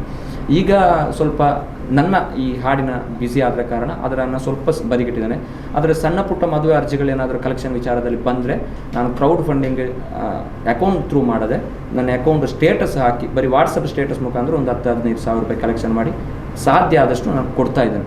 ಓಕೆ, ಸೋಷಿಯಲ್ ಸರ್ವಿಸ್ ಕೂಡ ಮಾಡ್ತಾ ಇದ್ದೀರಿ. ನನಗೆ ನಿಜಕ್ಕೂ ಎಲ್ಲಕ್ಕಿಂತ ಅದೊಂದು ಹೆಚ್ಚು ಖುಷಿ ಕೊಡುವಂಥ ವಿಚಾರ. ಯಾಕಂತ ಹೇಳಿದರೆ ನಮ್ಮ ಕಾರಣದಿಂದ ಯಾವುದಾದ್ರೂ ಒಂದು ಕುಟುಂಬ ಖುಷಿಯಾಗಿ ಅವರು ನಮಗೇನಾದರೂ ಪ್ರಾರ್ಥಿಸಿದರೆ ಅದೇ ನನ್ನ ವಿಜಯದ ಹಾದಿ ಅಂತೇಳಿ ನಾನು ಭಾವಿಸ್ಕೊಳ್ತೇನೆ. ಯಾಕಂತ ಹೇಳಿದ್ರೆ ನಾನು ಆ ಕಷ್ಟಪಟ್ಟು ಅನುಭವಿಸೋದು, ಕಷ್ಟಪಟ್ಟು ಬಂದಿದ್ದರಿಂದ ಕಷ್ಟ ಏನು ಅಂತೇಳಿ ನಮಗೆ ಗೊತ್ತಿದೆ. ಆ ಕಾರಣಕ್ಕಾಗಿ ನಮ್ಮಿಂದ ಏನಾದರೂ ಸಾಧ್ಯ ಆದರೆ, ನಮಗೆ ಭಗವಂತ ಕೊಟ್ಟಿರೋದ್ರಲ್ಲಿ ಏನಾದರೂ ಸಾಧ್ಯ ಆದರೆ ನಾವು ಜನರಿಗೆ ಮಾಡೋಣ ಅಂತ. ಇದಕ್ಕೆ ಪ್ರೇರಣೆ ಏನಾದ್ರೆ ಸಮಾಜ ಸೇವೆಯಲ್ಲಿ ತೊಡಗಿಸಿಕೊಳ್ಬೇಕು ಅನ್ನೋದಕ್ಕೆ ಪ್ರೇರಣೆ ಅಂತ ಹೇಳಿದ್ರೆ ಆ ಕಷ್ಟವನ್ನು ನಾನು ಅನುಭವಿಸಿದ್ದೀನಿ. ಮನೆಯಲ್ಲಿ ತುತ್ತು ಅನ್ನಕ್ಕೂ ಕಷ್ಟಪಟ್ಟಂತಹ ದಿನಗಳಿವೆ. ಆ ಕಾರಣಕ್ಕಾಗಿ ಒಬ್ಬನಿಗೆ ಏನಾದರೂ ರೋಗ ಬಂದರೆ ಅಥವಾ ಅವರಿಗೆ ಎಷ್ಟು ಕಷ್ಟ ಇದೆ, ಒಂದು ಕ್ಯಾನ್ಸರ್ ಪೇಷಂಟ್ ಅಂತ ಹೇಳಿದ್ರೆ ಅವರಿಗೆ ಚಿಕಿತ್ಸೆ ಕೊಡ್ಬೇಕಂತ ಹೇಳಿದ್ರೆ ಲಕ್ಷಾಂತರ ರೂಪಾಯಿ ಕಷ್ಟ ಇದೆ. ತುತ್ತು ಅನ್ನಕ್ಕೂ ಗತಿ ಕೊಡೋರು ಹೇಗೆ ಕೊಡ್ತಾರೆ? ಆಗಿರುವಾಗ ಇವಾಗೆಲ್ಲ ತುಂಬ ಕ್ರೌಡ್ ಫಂಡಿಂಗ್ ಇದೆಲ್ಲ ಇದೆ. ಸೊ ನಾನು ನನ್ನ ಮಟ್ಟಿನಲ್ಲಿ ಎಲ್ಲ ಒಳ್ಳೆ ಕೆಲಸವನ್ನು ಮಾಡ್ತಾ ಇದ್ದಾರೆ ಕ್ರೌಡ್ ಫಂಡಿಂಗ್ನವರು. ನನ್ನ ಮಟ್ಟಿನಲ್ಲಿ ನಾನು ಮಾಡ್ತಾ ಇದ್ದೆ. ಆಮೇಲೆ ಕೆಲವೊಂದು ವಿರೋಧ ಕೂಡ ಅದಕ್ಕೆ ಬಂದಿದೆ. ಯಾಕೆ ಬಂದಿದೆ ಅಂತ ಹೇಳಿದ್ರೆ ಅವರಿಗೆ ದುಡ್ಡು ಜಾಸ್ತಿ ಬರುತ್ತೆ, ಆ ದುಡ್ಡನ್ನು ಏನು ಮಾಡ್ತಾರೆ ಅಂತ. ನಾನು ಹೇಳಿರೋದು, ನಾನು ಮಾಡಿರೋ ಕ್ರೌಡ್ ಫಂಡಿಂಗ್ ಈಗಲೂ ಕೂಡ ನನ್ನ ಸ್ಟುಡಿಯೋಗೆ ಬಂದರೆ ಅದರ ಡಾಕ್ಯುಮೆಂಟ್ರಿ ಇದೆ. ಎಷ್ಟು ಹಣ ಬಂದಿದೆ, ಎಷ್ಟು ಖರ್ಚಾಗಿದೆ, ಎಷ್ಟು ಅವರಿಗೆ ನಾನು ಕೊಟ್ಟಿದ್ದೀನಿ, ಅದರಲ್ಲಿ 1 ರೂಪಾಯಿ ಹೇಗೆ ಆಗಿದೆ ಅಂತ ಹೇಳಿದ್ರೆ. ಮತ್ತೊಂದು ಅಂತ ಹೇಳಿದ್ರೆ, ನಾನೇನಾದರೂ ಕ್ರೌಡ್ ಫಂಡಿಂಗ್ ಮಾಡಿ ಇವಾಗ ಸದ್ಯಕ್ಕೆ ಮಾಡೋದಿಲ್ಲ, ಒಂದು ವರ್ಷ ಆಯಿತು ಮಾಡೋದಿಲ್ಲ, ಬರೀ ಸ್ಟೇಟಸ್ನಲ್ಲಿ ಮಾತ್ರ ಮಾಡ್ತೇನೆ. ಈ ವಾಟ್ಸಪ್ನಲ್ಲಿ ಹೇಗೆ ಮಾಡೋದು ಅಂತ ಹೇಳಿದ್ರೆ, ನನಗೆ ಅವ್ರು ಏನಾದರೂ ಅರ್ಜಿ ಕೊಟ್ಟರೆ, ಸಂಬಂಧಿಸಿದ ಮಸೀದಿ ಅಥವಾ ಏನಾದರೂ ಅರ್ಜಿ ಕೊಟ್ಟರೆ ಅದನ್ನು ನಾನು ವಾಟ್ಸಪ್ ಸ್ಟೇಟಸ್ನಲ್ಲಿ ಹಾಕ್ತೇನೆ. ಇಂತಿಂತೊಂದು ಮದುವೆ ಇದೆ, ಇವರಿಗೆ ಇಷ್ಟು kg, ನಾವೊಂದು ಮದುವೆಗೆ ಬೇಕಾದ್ರೆ ಚಿಕನ್ ವ್ಯವಸ್ಥೆ ಏನಾದರೂ ಮಾಡಿಕೊಡೋಣ ಅಂತ. ಅವಾಗ ಕೆಲವರು 200-300 ಎಲ್ಲ ರಿಪ್ಲೈ ಮಾಡ್ತಾರೆ. ಏನಾದರೂ ಒಂದು 10-15 ಸಾವಿರ ಆಗುತ್ತೆ. ಅದನ್ನು ಕ್ಲಿಯರ್ ಆದಮೇಲೆ ಡಿಲೀಟ್ ಮಾಡಿಬಿಡ್ತೀನಿ. ಒಂದು 24 ಗಂಟೆ ಒಳಗಡೆ ಸ್ಟೇಟಸ್ ಅದು ಕ್ಲಿಯರ್ ಆಗುತ್ತೆ, ಅವರಿಗೆ ಕೊಟ್ಬಿಡ್ತೀನಿ. ಯಾಕಂತ ಹೇಳಿದ್ರೆ ಆ ಕಷ್ಟ ಅನುಭವಿಸಿದ್ರಿಂದ, ನನ್ನ ಮನೇಲಿ ಕೂಡ ಆ ಕಷ್ಟ ಅನುಭವಿಸಿದ್ರಿಂದ, ನಾನು ಕೂಡ ಅನುಭವಿಸಿದ್ರಿಂದ ಇನ್ನೊಬ್ಬರ ಕಷ್ಟ ನಮಗೆ ಗೊತ್ತಾಗುತ್ತೆ. ಆ ಕಾರಣಕ್ಕಾಗಿ ಏನಾದರೂ ಒಂದು ಮಾಡಬೇಕು ಅಂತ ನಮ್ಮ ಒಂದು ದುಡಿಮೆ ಒಂದು ಸೈಡಲ್ಲಿ. ಓಕೆ, ಸೊ ಇದು ನಿಮ್ಮ ಒಂದು ಸಮಾಜ ಸೇವೆಯ ಮುಖ. ಓಕೆ, ಈಗ ನೀವು ಸರಿಸುಮಾರು 4,000 ಹಾಡುಗಳನ್ನು ಬರೆದಿದ್ದೀನಿ ಅನ್ನುವಂಥದ್ದನ್ನು ಹೇಳಿದರೆ, ಮಾಡಿದ್ದೀರಿ ಅನ್ನುವಂಥದ್ದು. ಅದರಲ್ಲಿ ನಿಮಗೆ ಇಷ್ಟವಾದ ಅಥವಾ ನಿಮಗೆ ಒಂದು ತುಂಬ ಮನಸ್ಸು ತಟ್ಟಿದಂಥ 1-2 ಹಾಡುಗಳನ್ನು ಹಾಡಬಹುದಾ ಇಲ್ಲಿ ಅಂತ? ನೀನಿಂದು ಹೋರಾಟದಲ್ಲಿ ಏಕಾಂಗಿರಬಹುದು, ಗೆದ್ದರೆ ಈ ಜಗವೇ ನಿನ್ನ ಹಿಂದೆ ಬರಬಹುದು. ನಿನ್ನನ್ನು ದ್ವೇಷಿಸೋ ಬದ್ಧ ವೈರಿಯು ಶರಣಾದರೆ ನೀ ಕ್ಷಮಿಸಿ ಬಿಡು. ಜೊತೆಯಲ್ಲೇ ಇರುವ ಹಿತ ಶತ್ರುಗಳು ಯಾರೇ ಆದರೂ ದೂರ ಬಿಡು. ಬದಲಾವಣೆಯೇ ಜಗದ ನಿಯಮ, ಹೋರಾಡುವುದೇ ಮನುಜನ ಧರ್ಮ. ಮಾತು ನೆನಪಿರಲಿ, ನನ್ನ ಮಾತು ನೆನಪಿರಲಿ, ನೊಂದ ಜೀವವೇ ನೀನೊಮ್ಮೆ ಯೋಚಿಸು. ಸೋಲಿನ ಮುಂದಿದೆ ಗೆಲುವಿನ ಹೆಜ್ಜೆ, ಗೆದ್ದು ತೋರಿಸು. ರಾಜ್ಯದ ರಾಜಕೀಯ ಮಾಂತ್ರಿಕ, ನಾಯಕ ನಾವಿಕ ಸೇವಕ, ನಾಡಿನ ಏಳ್ಗೆಗೆ ಕಾಯಕ. ನಾಯಕ ನಾವಿಕ ಸೇವಕ, ನಾಡಿನ ಏಳ್ಗೆಗೆ ಕಾಯಕ. ಗಡಿಬಿಡಿ ಇಲ್ಲದ ನಗುಮುಖ, ಬಸವಣ್ಣ ವಚನಕ್ಕೆ ಪ್ರೇರಿತ. ಕೋಮುವಾದಿ ಎದುರು ಸಿಂಹದ ಮಾರಿ, ಸಿದ್ದರಾಮಯ್ಯ ಚಳವುಳ್ಳ ಟಗರು ತಿಳಿ. ಅಂಬೇಡ್ಕರ್ ಪಥದಲ್ಲಿ ಸಾಗೋ ಹುಲಿ, ಆ ಶಕ್ತಿ ಮಣ್ಣಲ್ಲಿ ಚಿರವುಳಿಯಲಿ. ಕನ್ನಡಿಗರ ಹೆಮ್ಮೆ, ಕರುನಾಡಿನ ಮಹಿಮೆ, ಟಗರು ಟಗರು ಟಗರು ಟಗರು ಟಗರು ಸಿದ್ದಣ್ಣ. ಟಗರು ಟಗರು ಟಗರು ಟಗರು ಟಗರು ಸಿದ್ದಣ್ಣ. ಓಟಿಗೆ ಸ್ವಿಚ್ಚು ಒತ್ತುವ ಹೊತ್ತು ಯೋಚಿಸು ಪ್ರೀತಿಯ ಮತದಾರ. ಒತ್ತಡವೊಂದಿಗೂ ಮಣಿಯದೆ ತೆಗೆದುಕೊ ನಾಡಿಗೆ ನಲ್ಮೆಯ ನಿರ್ಧಾರ. ಮತದಾನ ನಿಜ ಶ್ರಮದಾನ, ತಿಳಿಯೋಣ ನಾಡ ಕಾಯೋಣ, ನವ ಕನಸನು ಬಿತ್ತೋಣ. ಹಣ ಬಲದ ಆಮಿಷವನ್ನು ಬಲವಾಗಿಯೇ ತುಳಿಯೋಣ. ಜಾತಿಯಲ್ಲ ವ್ಯಕ್ತಿಯ ನೋಡಿ ವೋಟು ಚಲಾಯಿಸು. ಪಕ್ಷವಲ್ಲ ಪಂಚಾಯತಿಗೆ ಪ್ರಭುವನು ವಾರಿಸು. ತರಬೇಕಿದೆ ಪರಿವರ್ತನೆ, ಕಾಳಜಿ ವಹಿಸೋಣ. ಗಣರಾಜ್ಯದ ಘನತೆ ನಾವೆಂದು ಕಾಯೋಣ. ನಿಜ ಸ್ವಾತಂತ್ರ್ಯದ ಹಣತೆಯು ಬೆಳಗಲಿ ಮಾಡುವ ಮತದಾನ. ಮಾಡಬನ್ನಿರಿ ವೋಟು, ಮಾರಬೇಡಿರಿ ಹಕ್ಕು. ಕೇಳು ನೀ ಕೇಳುವ ಮತದಾರನೇ, ನಿನ್ನ ಓಟೊಂದು ತರಲಿ ಬದಲಾವಣೆ, ಬಣ್ಣ ಬಣ್ಣದ ಘೋಷಣೆ ರಂಗೇರುವ ಚುನಾವಣೆ, ನಿನ್ನ ಹಕ್ಕಿನ ಚಲಾವಣೆ ಬೆಳಗಲಿದೆ ದೇಶವನೇ. ದಾನವಲ್ಲ ನಿನ್ನ ಓಟು, ಜಾಗರೂಕ ನೀನಾಗು, ಯೋಗ್ಯ ನಾಯಕರು ಬೇಕು, ಭ್ರಷ್ಟರೆಲ್ಲ ಅಳಿಬೇಕು. ಸೂಪರ್. ಕೊನೆಯದಾಗಿ ಯುವಕರಿಗೆ ಅಥವಾ ನಿಮ್ಮದೇ ಪೀಳಿಗೆಯವರಿಗೆ ಹೇಳಬೇಕು ಅಂತಿದ್ರೆ ಏನು ಹೇಳೋದಕ್ಕೆ ಇಷ್ಟಪಡ್ತೀರಿ? ಈಗ ನಾನು ಹೇಳ್ತಿರೋದು ಅಂತ ಹೇಳಿದ್ರೆ, ನಮಗೆ ಏನಾದರೂ ಒಂದು ಕನಸುಗಳಿದ್ರೆ ಅದು ಗಾಯನ ಕ್ಷೇತ್ರ, ರಾಜಕೀಯ ಅಥವಾ ಇತರ ಯಾವುದು ಅಂತ ಹೇಳಿಲ್ಲ, ಅದು ಒಂದು ಬಿಸ್ನೆಸ್ ಆಗಿರ್ಬೋದು ಅಥವಾ ಒಂದು ನಾವು ಒಂದು ಕೆಲಸವನ್ನ ಮಾಡ್ಬೇಕಂತಾಗಿರ್ಬೋದು, ನಮ್ಮ ಮನಸ್ಸಿನಲ್ಲಿ ಮಾಡಬೇಕಂತ ಇದ್ರೆ ನಾವು ಅದಕ್ಕೆ ಅದು ಆಗುತ್ತೋ ಇಲ್ವಾ ಅನ್ನೋದು ಸೆಕೆಂಡ್ರಿ. ಆಗುತ್ತೆ ಅನ್ನುವ ನಾವು ಉದ್ದೇಶ ಇಟ್ಕೊಂಡು ನಾವು ಆ ಫೀಲ್ಡ್ಗೆ ಇಳಿದ್ರೆ ಅದು ಯಾವುದ್ರಲ್ಲಾದ್ರೂ ನಾವು ಸಕ್ಸಸ್ ಆಗ್ತೇವೆ. ಕೆಲವರೊಂದು ಬಿಸ್ನೆಸ್ ಮಾಡುವಾಗ ಆಗಿರ್ಬೋದು, ಏನಾದರೂ ಒಂದು ಹೊಸ ಉದ್ಯಮಕ್ಕೆ ಕಾಲಿಡುವಾಗ ನಮಗೆ ಅದು ಸಾಧ್ಯ ಆಗತ್ತೋ ಇಲ್ವಾ ಅನ್ನೋದನ್ನು 100 ಬಾರಿ ಯೋಚಿಸ್ತಾರೆ. ಆ 100 ಬಾರಿ ಯೋಚಿಸುವ ಬದಲು ನನಗೆ ಅದು ಹಾಗೆ ಆಗತ್ತೆ ಅನ್ನುವ ವಿಶ್ವಾಸದಿಂದ ನಾವು ಅದಕ್ಕೆ ಇಳಿದ್ರೆ ಖಂಡಿತವಾಗಿಯೂ ಯಾವುದು ಎಷ್ಟು ಕಷ್ಟದ ಕೆಲಸ ಆದರೂ ಕೂಡ ನಾವು ಅದರಲ್ಲಿ ಯಶಸ್ಸು ಸಾಧಿಸ್ಬೋದು ಅನ್ನೋ ಒಂದು ಕನ್ನಡದಲ್ಲಿ ಒಂದು ಮಾತಿದೆ, ನಾವು ಪ್ರಯತ್ನ ಪಟ್ಟರೆ ಎಂತಹ ಕಲ್ಲು ಬಂಡೆಯನ್ನು ಕೂಡ ಶಿಲೆಯಾಗಿಸ್ಬೋದು ಅಂತ. ನಿಜಕ್ಕೂ ಕೂಡ ನಾವು ಅದರಲ್ಲಿ ಸಕ್ಸಸ್ ಆಗ್ತೀವಿ ಅನ್ನೋ ದೃಢ ವಿಶ್ವಾಸದೊಂದಿಗೆ ಇಳಿದ್ರೆ ಯಾವ ಕಲ್ಲು ಬಂಡೆಯನ್ನು ಕೂಡ ನಾವು ಶಿಲೆಯಾಗಿಸ್ಬೋದು. ನನಗೆ ಗಾಯನ ಕ್ಷೇತ್ರಕ್ಕೆ ಬರುವಾಗ ನಿಜ ಹೇಳ್ಬೇಕಂತ ಹೇಳಿದ್ರೆ, ನನಗೆ ಒಬ್ಬ ಗುರು ಇರಲಿಲ್ಲ, ಒಬ್ಬ ಹೇಳಿಕೊಡುವವನು ಇರಲಿಲ್ಲ, ಯಾವುದು ಕೂಡ ಇರಲಿಲ್ಲ. ನನಗೆ ಒಂದು ಹಾಡಿನ ಶ್ರುತಿ, ತಾಳ, ಲಯ, ರಾಗ ಏನು ಗೊತ್ತಿಲ್ಲ ನನಗೆ. ಟೋಟಲ್ ಆಗಿ ನನ್ನ ಉದ್ದೇಶ ಹಾಡಬೇಕಷ್ಟೇ, ಯಾರು ಸಪೋರ್ಟ್ ಇಲ್ಲ, ಟೋಟಲ್ ಹಾಡಬೇಕು. ಎಲ್ಲಿವರೆಗೆ ಅಂತ ಹೇಳಿದ್ರೆ, ನನಗೆ ಸ್ಟಾರ್ಟಿಂಗ್ ಹಾಡುವಾಗ ನನಗೆ ಒಬ್ಬರು ಲಿರಿಕ್ಸ್ ಕೊಡುವವರು ಯಾರು ಇರಲಿಲ್ಲ. ಸೊ ನಾನೇ ಬರೆದಿರೋದು ಅಂದರೆ ನನಗೆ ಹಾಡಬೇಕಂತೇಳಿ. ಅವಾಗ ನನಗೆ ಗೊತ್ತಿರಲಿಲ್ಲ ಇದು ನನ್ನ ಭವಿಷ್ಯದಲ್ಲಿ ಇದೊಂದು ವೃತ್ತಿ ಆಗ್ಬೋದು, ಇದೇನು ಇದರಲ್ಲಿ ನಾನು ಏನಾದರೂ ಸಕ್ಸಸ್ ಆಗ್ಬೋದು ಅಂತ ಗೊತ್ತಿರಲಿಲ್ಲ. ಆದರೆ ನಾನು ಹಾಡಿದೆ, ನಾನೇ ಲಿರಿಕ್ಸನ್ನು ಬರೆದು ನಾನು ಹಾಡಿದೆ. ನಂತರ ಇವಾಗ ಎಷ್ಟೋ ಜನ ಅವತ್ತು ಲಿರಿಕ್ಸ್ ನನಗೆ ಕೊಡ್ತಾ ಇರಲಿಲ್ಲ ಯಾರು, ಅಂದರೆ ಇವಾಗ ನಾನು ಹೇಳಿರೋ ವ್ಯಕ್ತಿಗಳನ್ನು ನನಗೆ ಪರಿಚಯ ಇರಲಿಲ್ಲ, ಪ್ರಾರಂಭದಲ್ಲಿ ಕೊಡ್ತಿರ್ಲಿಲ್ಲ ಲಿರಿಕ್ಸು. ಇವಾಗ ನನಗೆ ಲಿರಿಕ್ಸು ಕೊಟ್ಟು ನೀನು ಇದನ್ನು ಹಾಡ್ತೀನಿ ಅಂತ ನನ್ನಲ್ಲಿ ಕೇಳೋರಿದ್ದಾರೆ. ಆದರೆ ನಾನು ನನ್ನ ಬೇಡಿಕೆಗೆ ಓಕೆ ಆದರೆ ನಾನು ಅದನ್ನು ಹಾಡ್ಕೊಡ್ತೀನಿ ಅವರಿಗೆ. ಅದು ಇದೆ ಅಂತಲ್ಲ.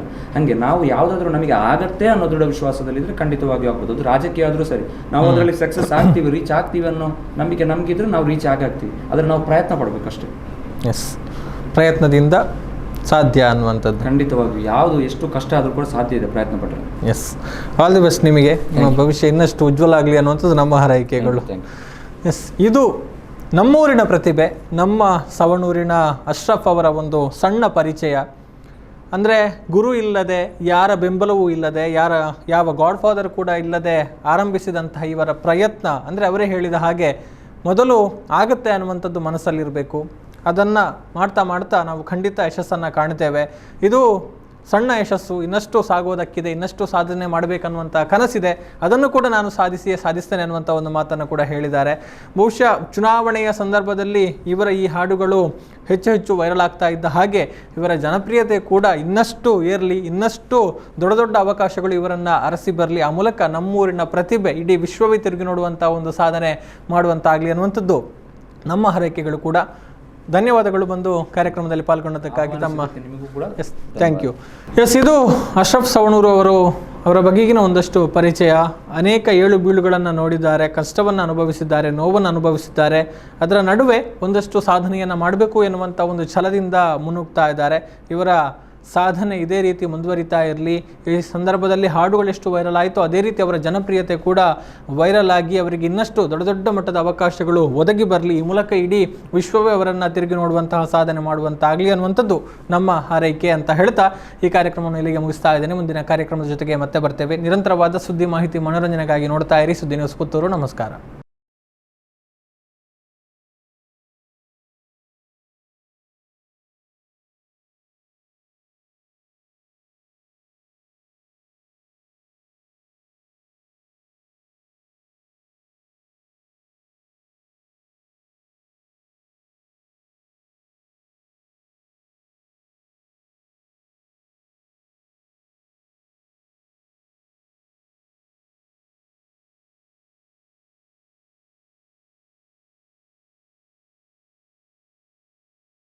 ಪುತ್ತೂರಿನಲ್ಲಿ ನೂತನ ಅಲಂಕೃತವಾದಂತಹ ಗೃಹೋಪಕರಣಗಳು ಈಗ ಫ್ಯಾಕ್ಟರಿ ರಿಯಾಯಿತಿ ದರದಲ್ಲಿ. DG furniture factory outlet May 8ರಂದು ಬೆಳಗ್ಗೆ 10 ಗಂಟೆಗೆ ಉದ್ಘಾಟನೆಗೊಳ್ಳಲಿದೆ. ನಿಮ್ಮ ಕನಸಿನ ಗೃಹ ಇನ್ನಷ್ಟು ಆಕರ್ಷಣೆಗೊಳಿಸಲು wardrobe, bedroom set, sofa set, wooden ಕೋಟೆಗಳು ಮುಂತಾದಂತಹ ಎಲ್ಲ ಗೃಹೋಪಕರಣಗಳು ಈಗ ಫ್ಯಾಕ್ಟರಿಯ ರಿಯಾಯಿತಿ ದರದಲ್ಲಿ. ಕನಸಿನ ಈ ರಿಯಾಯಿತಿ ಪೂರ್ಣವಾಗಿ ಉಪಯೋಗಿಸಿಕೊಳ್ಳಲು ಉದ್ಘಾಟನಾ ವೇಳೆಯ ಶುಭ ಮುಹೂರ್ತಕ್ಕೆ ಸ್ವಾಗತಿಸುತ್ತಾ ಇದ್ದೇವೆ. DG furniture factory outlet, Rahim's complex, near Darbe circle, Puttur. Suddi channel, ಕ್ಷಣ ಕ್ಷಣದ ಸುದ್ದಿಗಾಗಿ.